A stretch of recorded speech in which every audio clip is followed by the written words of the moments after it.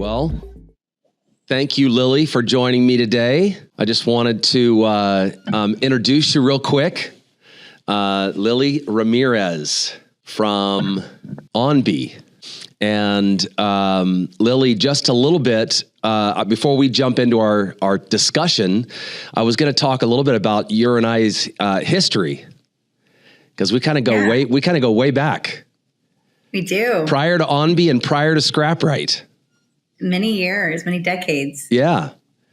So how long ago was that? And I'm going to say 17, 18 years ago. Yeah. And 2009, maybe? And what was the company that you were with at that point? Or is that a company that got purchased by OnBe? Yeah, it was a company that got purchased by a private equity company. Okay. And folded with another company, but it is originally Swift Prepaid is one part of that. That's right. Swift Prepaid. I remember that name now. Yeah. So Swift got kind of rolled up into a private equity purchase that now is called OnBe. Yes, exactly. And You've been there for how long? This will be my 19th year. 19. Wow. Yeah. And what is it that you guys do? What is it OnBe does? So if you think of OnBe, you should think of the reason we call ourselves OnBe is it stands for on behalf.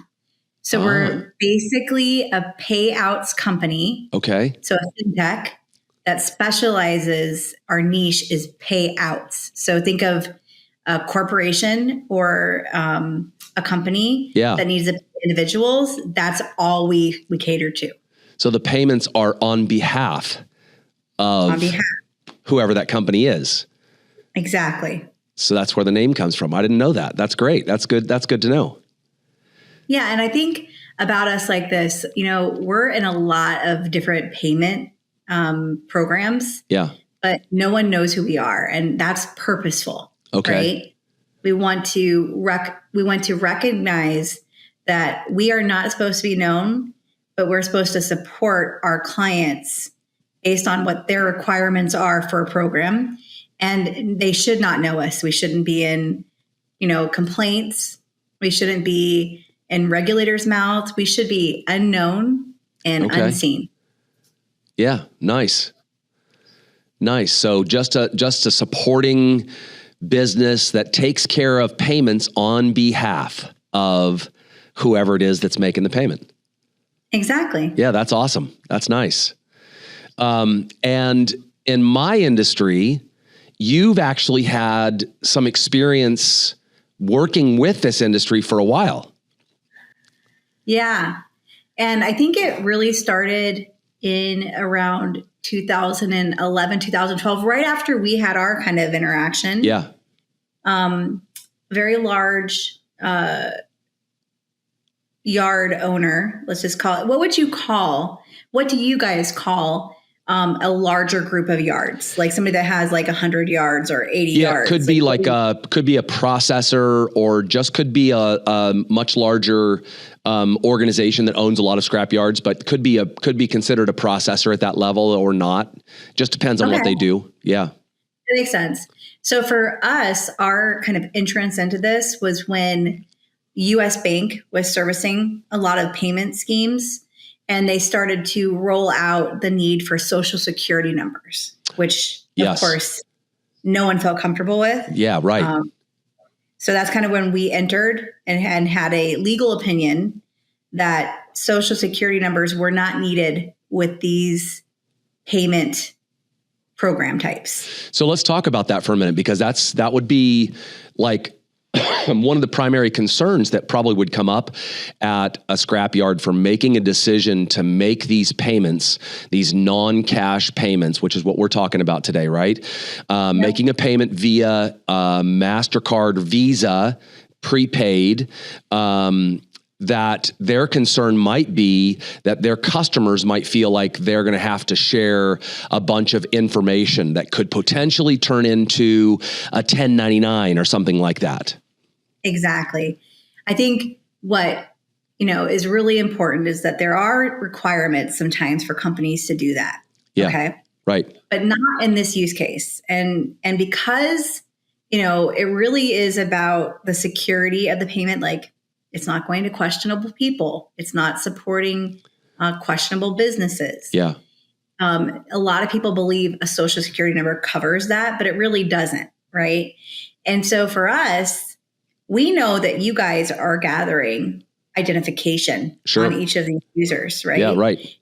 If there's ever an issue where someone does hit a OFAC list or something like that, where there needs to be more insight on the user before they access those funds, there's a process for that. But you don't need to go on the front end of it and be super hyper focused on knowing these individuals, because you already know who they are. Sure. That needs to happen. And honestly, I've been in this business, like I said, for 19 years, and there's very few OFAC hits.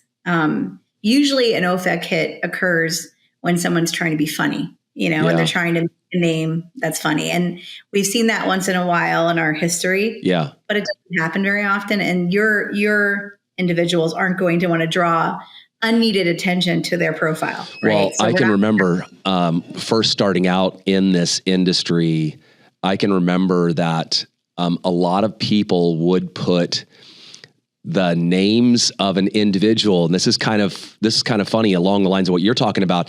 They would put Crackhead Jimmy or Santa Claus, or they would have like nicknames for their customers based on appearance or based on whatever reason, and they would excuse me, apologies for the coughing. I'm feeling much, much better today, but getting over this cold. But yeah, they would actually put stuff like that. Now they can't really get away with that anymore. It's not so much allowed when they have to scan driver's licenses and get signatures and get pictures and stuff like that. So you're right. Yeah. Scrapyards know who they're dealing with and who they're working with. And so if that information does get required later, there's a lot of compliance that's taken care of in the software. Exactly. So the way that we got around that is that we know that the companies that are making these payments are doing due diligence and identification, right? Yeah. And if for any reason there is some bad behavior, the kind that we don't like to talk about, right, where the government has to get involved, we can get to them. So we don't require a social security number, and we don't track and do 1099s or any of those things. So that should be a big relief for anybody who's considering making a change. And I know a lot of the changes that we'll talk about, and I know we're going to jump into a little bit of a presentation here in a second to kind of touch on some points, but that should alleviate a lot of concern for somebody who's thinking about, hey, I need to, for security reasons or for keeping my employees safe from a theft perspective, or from robbery, or for just the simple fact of, not wanting to carry that much cash on site for whatever purposes, that they know that it's a safe method to make a payment. Yeah. And at the same time, that their customers aren't being traced and tracked to a level that is going to make them feel uncomfortable. It's a very easy payment method. And so when we make these payments are made to the customer, like right through our software, deposits it right on the card. And then what happens? The customer then, they got to validate that card, right? Yeah. So there's a few ways to pay the customer in today's payment schemes, right? And I would say that the majority of payments today still in this type of business are still physical, right? But there is also a virtual way to pay, which I'm sure everyone's aware that the wallet payments in retail stores has grown exponentially. Yeah. So before COVID and after COVID, it's like two different worlds. Before COVID, everyone was still very primarily physical. We were still trying to convince people to move to a virtual way of paying where there was no physical plastic sent to them or given to them. Yeah. But now in today's world, that virtual payment is more requested than physical payments. So we're trying to drive behavior to a future state where checks are not the the main source of payments, but also where physical cards are not needed in some use cases, right? Yeah. So you're looking at your demographic and you're deciding as a scrap yard or a scrap yard owner, what is the best way of paying? So you have to look at your demographic and who is your customer base. Every scrap yard I've seen so far is unique, right? It is. You don't have the same, payees. So what we like to do is we like to look at the business and be really honest about what we think works best. We don't ever want to force a payment method that the user is not going to want to accept, right? Because we're trying to move checks out, we're trying to move cash out, we're trying to get to a safer thing. So when I look at our payment options, well, let's pause there though, real quick, because you mentioned checks a couple of times. So let's talk about the benefit of either the virtual or the physical card. And we'll talk about the virtual card, because the virtual is an important discussion that most might not even be thinking about. But so we're not just talking about cash, but also the checks and the problems that come with checks and the cost that's associated with checks. So you have a lot of check fraud, a lot of check washing that goes on. We have a lot of our scrap yards will tell us that the bank will call them and say, hey, wait a minute, we just got a check for X thousands of dollars and something doesn't seem right. And the scrapyard's going, wait a minute, that's because we didn't write a check like that. So they might require them to move over to an expensive product called Positive Pay. And they have to upload those transactions of those checks live. And so they might have a cost of that. They might have a cost associated with the check stock. They might have a cost associated with actual fraud loss. And they might have a cost of potentially, in some states, are required to mail that check out, which all of that could be avoided if we move to this kind of a payment method. You also forgot unclaimed property. Well, and I know that's one that I think, talk about that for a minute, because that's not one that we really think about. I know I never thought about that. And then you talked about some compliance that's actually there around uncashed checks that I think probably most of my customers don't even know about. Yeah, I think most people don't know about unclaimed property. They usually find out about it when they want to sell their business and they're looking at the liability, right? And it's not always good to think about that when you're actually trying to do it. It's like selling your house and realizing you need to do all these things that you should have been doing, right? Yeah. But unclaimed property, basically, there's a document you guys can look up. It's called RUPA. It's a Revised Uniform Property Act. And it's the majority of the states are involved in that. And of course, if you look at unclaimed property, it goes to the state level and then the federal level, right? So the way that they look at who you owe is basically where the consumer last was recognized as a citizen in what state. Yep. And if you don't have an identification to that payment, then it goes to the company and where the company is licensed to do business. So unclaimed property laws are very clear about checks. Every check is unclaimed property liable. Okay. But for card, it's a little different because they're looking at the corporation is making a payment, right? So there's a lot of rules around cards. So in your space, we always look at that as a fee down product. So every month after the card is no longer valid, the expiration ends, we have the ability to fee down that card, okay?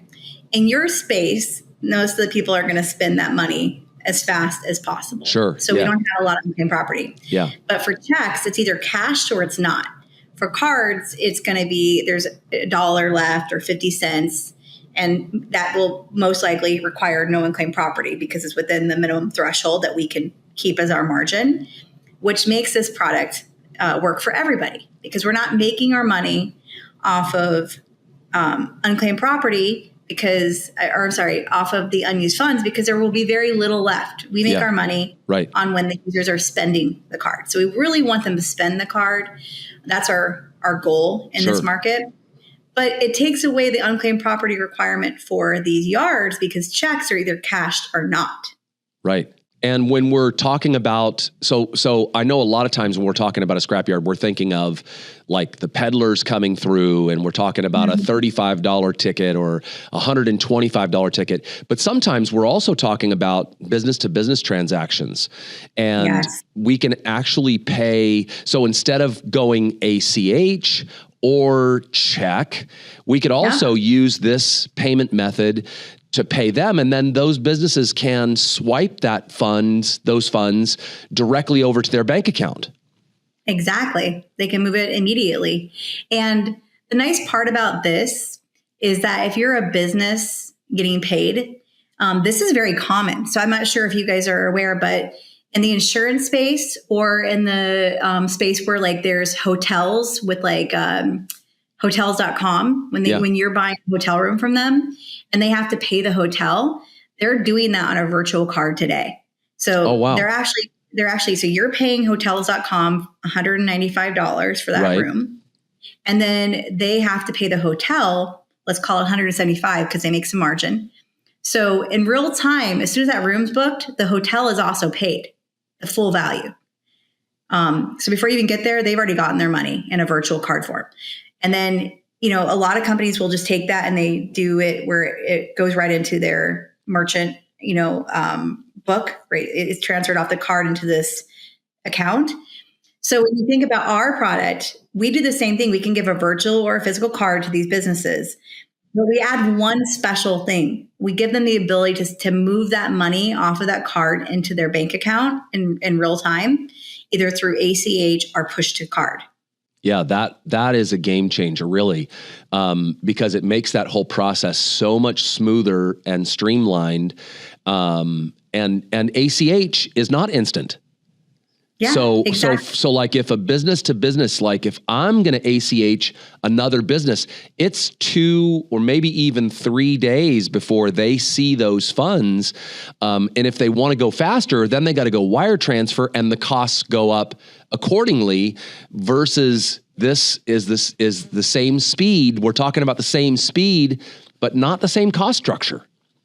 Exactly. And they don't have to give you their bank account information, which that gets compromised. Exactly. That takes a long time to unravel. If you give a card number to someone and you say, transfer this money through my card, and they lose that card or it's compromised, they can easily switch the card number out and get a new card number, Yeah, that's some really good stuff, Lily. Thank you for taking a couple of minutes and sharing about what you guys do and the benefits that it can have to scrapyards today and how they're currently paying. Again, I know the big thing and what everybody always will have a response is like, cash is king, I firmly believe, and I know that a lot of scrapyard owners believe this too. First and foremost, in several states, it's already happened. It's already come to pass that you can't pay cash. It's illegal to pay cash. And so for those states, some of those yards are already investing very large sums of money into ATMs as somewhat of a workaround. It's not really 100% maybe, but it's considered legal. And so they're doing that, but the cost to them is considerable, like anywhere from $10,000 to $30,000, and then probably some kind of a annual fee for a maintenance contract on that ATM. I mean, it becomes really an expensive product versus moving a product like this in, which really has no upfront cost to the yard owner and allows them to pay those customers. Those customers can still go to an ATM. In fact, they can go to many, many more ATMs as opposed to just the one at the yard. They could go to any ATM they wanted to, or they could spend it online. And so you even give one free ATM per transaction. And that's required. Like there's a lot of rules around how you pay disbursements. Yeah. And OnBe is, if I have to be honest, we're the biggest rule follower. We're a very conservative company. We like to err on the side of the consumer. In most cases, like we'll do extra things that we don't need to do to make it work for them. Sure.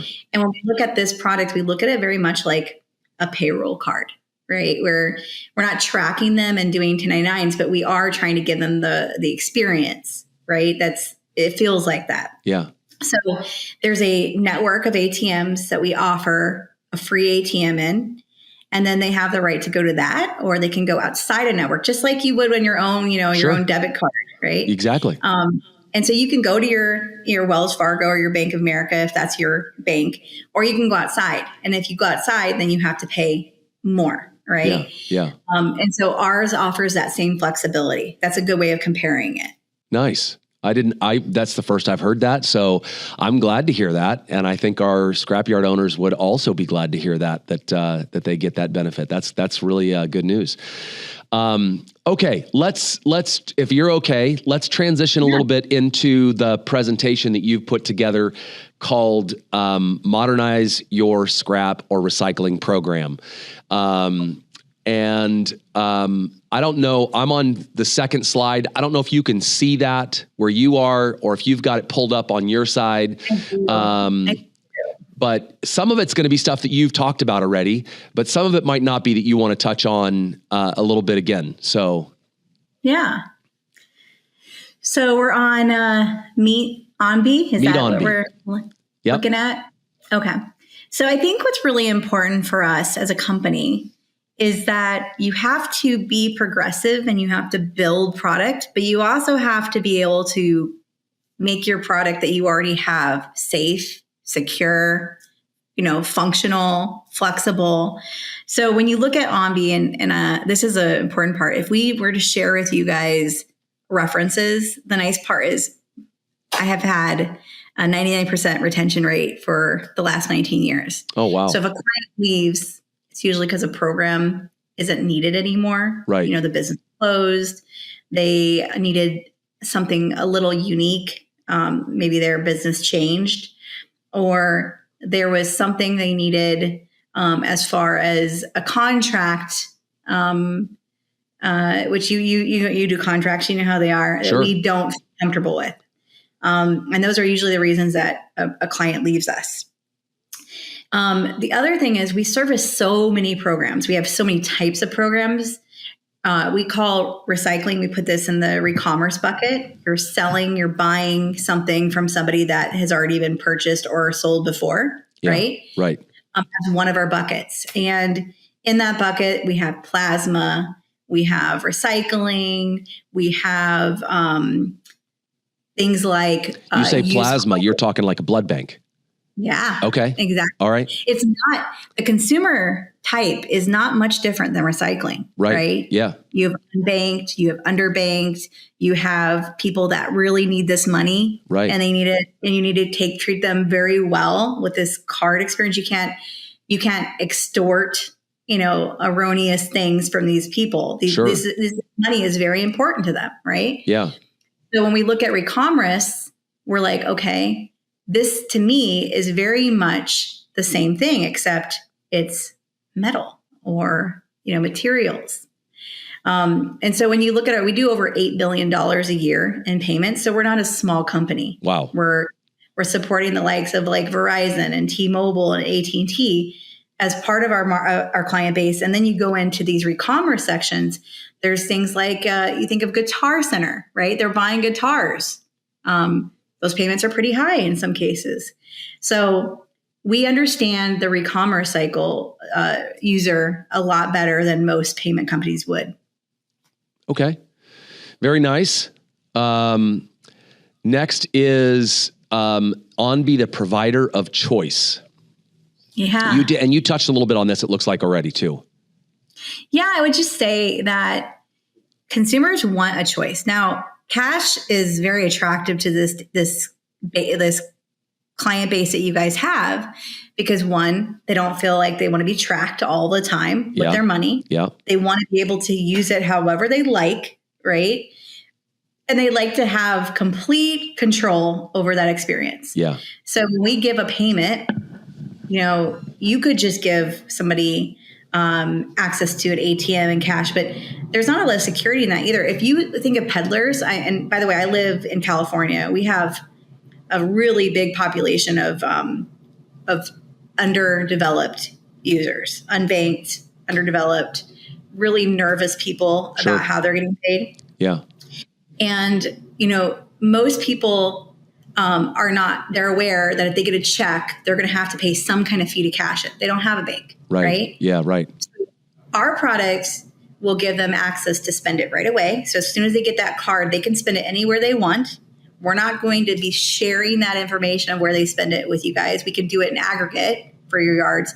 But these people have a privacy protection that their transactions are not exposed to anyone else but the people who service it. Yeah. Right? And then if they want to go and get cash off of that card, they can. But think of like some of the peddlers that are in these underdeveloped, unprotected classes, like homeless people, right? Right. Having cash is like the biggest concern you would have as a homeless person. They can take that from you and you have no recourse, right? Yeah. But if you have a card and they go try to spend it and they don't know the PIN number, they're going to have to show ID. That money is protected. They can call us back. They can go into the yard and ask for support to get that payment reissued to them. And now they have all their money and they're not a victim, Yeah, that's true. A lot of times that's a big concern. And I don't think it's something that's really thought through that much, but it is thought through. I mean, we've seen where somebody goes into the ATM room to get paid and somebody's outside way. I mean, it's dangerous. It can be dangerous right there at the yard where they're getting paid. So it's cash. Though it has its pluses, it definitely also has its drawbacks. I think that, taking those and getting security for the yard, for the employees, for the peddlers, for the people that are getting paid, for everybody involved, the security piece is so much nicer to have all of that where it's not cash. Exactly. And I would say this is another one of the reasons why some of those laws are getting passed as well, is because the theft out there, they're trying to discourage the theft. If there's no cash for it that's unaccounted, then they can, so there's so many benefits to this product. Yeah. And I would even go a little bit further. Like, we look at consumer behavior. So like if you're a cardholder payee in California and all of a sudden we see a transaction trying to occur in Alabama, right? We protect that cardholder so that transaction does not go through, right? Right. So there's that baseline of like, you can't steal my card and go make a transaction because, they have to you pick up some fraud prevention that, again, with a check or with cash, you wouldn't have. Exactly. Yeah. You nailed it. Wow. All right. Let's go to the next slide, which is checks versus cards. What's a better program for a scrapyard? Yeah, I think you're like, when you look at this, there's two ways of looking at card and cash and check and comparing it. There's the support for the yards and their experience, like all the things that benefit them, but there's also what does it benefit the cardholder, right? So one that I added recently that has been coming up a lot as we talk to scrapyards is the holding rule. Like when you have to hold the payment because you need to make sure it's not stolen goods, right? Yeah. A lot of people have to come back into the yard to pick up a check or pick up their cash. That's true. Right? That's true. That's kind of ridiculous if I'm being honest. Like in this day and age, the fact that I have to come back in and pick up payment doesn't make sense. Right. Because we can actually, if they have the card in their hand or if they want a virtual card, we can send it to them and they don't have to come back into the yard. That money just shows up after the tag and hold has been released. Exactly. And if I'm a consumer and I'm thinking of convenience, gas is expensive, time is expensive. Right. I could be out looking for more scrap instead of going back to get my next payment. Yeah. That seems a lot more efficient. I think if you walk it through in sometimes without thinking that through like that, you walk it through and you think, well, they're going to be back in the yard anyways. with more scrap. But that's not always the case. It's not like bad weather and they didn't get a chance to get out to do it. Exactly. And then you take on the additional expenses too. And you have, gas or travel time or getting stuck in traffic or, all of the extra things that could happen because I had to go back in there just to get paid based off of a compliance rule. And you're right. This product makes it so that payment is just available based on that time difference. Exactly. So that's one huge deal changer, I think. I also think that checks in general, you're giving these to a lot of people who don't have bank accounts, right? And they have to pay a check cashing fee. A lot of these larger groups of yards, they've worked out like deals with the banks to not charge the check cashing fee if they go into this one bank that is the issuer, like especially a lot of local banks, right, that they use. Right. But that's also a cost that has to be taken up by the yard, right, for these checks. Exactly. So you're adding that to costs to get the check fee waived to all the other costs. Right. And then if you don't do that and they go into a bank, because maybe that bank is too far away for them to get to, right? Yeah. And now all of a sudden, they're going to have check cashing fees, and those can be erroneous. Like they're really can be really high. Right. Yeah, that can actually really put some additional stress on the transaction, adding that in there. And nobody, by the way, again, nobody wants a check. These scrappers don't want a check. It's not even. I would go as far as say not even the businesses. The businesses don't want a check. I think the max fee that we've seen is 2.25% to cash a check. Wow. Well, I don't know where we are on time. It looks to me like we might have gone a little bit beyond our time. So I'm going to wrap it up and just say, Lily, thank you so much for taking some time to talk about this. And I know your team is readily available as some of these scrapyards and owners and managers have some questions or follow-ups. I know that your team is like ready to handle those. Oh, yeah. And so thank you for that. Thank you for them being ready. Hopefully we'll see a nice response to this and we will have a lot of questions. Yeah, we're available for those questions, and no question is a dumb question because this stuff is complex. Yeah. Well, thank you again. Really appreciate you. Yes, thank you so much. It's been great all these years working with you. Thanks. You too.